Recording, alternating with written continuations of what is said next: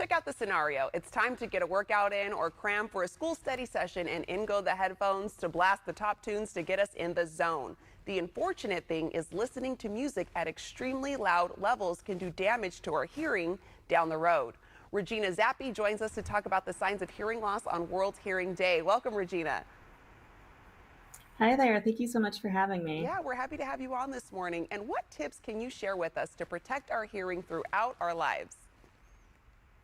Absolutely. So I wanted to just mention that hearing loss and risk for noise-induced hearing loss can happen throughout the lifespan. So it's not solely something that happens with adults.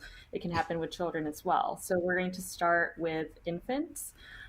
For infants, sometimes we have some of the toys that are very noisy. So we want to make sure that these toys are not too loud, and infants tend to hold the toys very close to their face.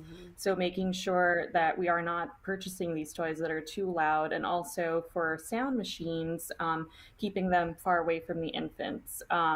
For teenagers, sometimes their first jobs are in really noisy restaurants, really noisy bowling alleys. We want to make sure that they take listening breaks as well as using some hearing protection. And for adults, we want to make sure that if we are going to some loud venues, that we are making sure to bring hearing protection with us and staying as far away as possible from those loudspeakers. Yeah, I like that you mentioned how it can impact toddlers at a very young age and how that impacts us throughout our entire lives. And what are the key signs of hearing loss, and how can someone get help?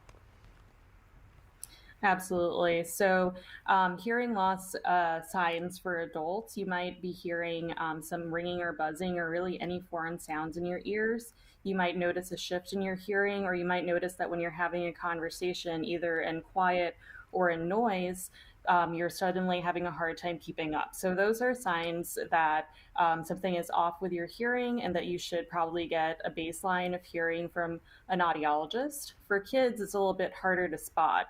So for some kids, they don't have enough language to be able to tell us that something might be bothering them. So they might be telling you that they're hearing something in their ear, but they're not going to necessarily say buzzing or ringing. They might say they might hear some stars in their ear or some kind of other language. Also, sometimes kids are just not able to tell us that there's anything wrong or different with their hearing. So if suddenly your child is having a hard time in school and they were previously doing really well, it's important to get their hearing checked just to make sure that that's not what's causing it. Oh, all very helpful tips. And what would you suggest for people going to loud events and venues? Concerts are coming back and it tends to be really loud there. What tips do you have for that? Absolutely. So I'm glad you asked. So I actually came up with an acronym to be able to help everyone remember what we should be doing to protect our hearing when we go out to these venues. And the acronym is ASHA, just like where I work.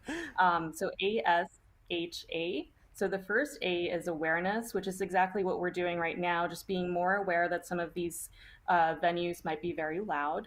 So knowing your sound levels, we live in a day and age where we're able to actually download some sound level meters. Right. So you can download that on your phone and check what your hearing level is.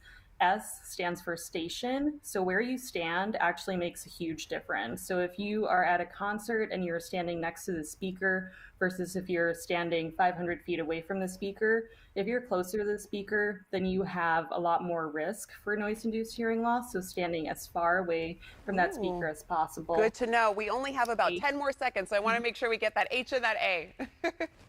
Sure. So H is for hearing protection. Just remember that hearing protection there are different kinds. So for infants, there are infant over-the-ear headphones. For adults, we have the foam plugs or musician earplugs that you can get from an audiologist or over the counter. And finally, A is for action. So if you come home from that concert and suddenly you're hearing some buzzing in your ear, you can't hear a conversation as well, take action and go get your hearing checked by an audiologist. Good to know. Thank you so much for these tips. And for more information, visit asha.org.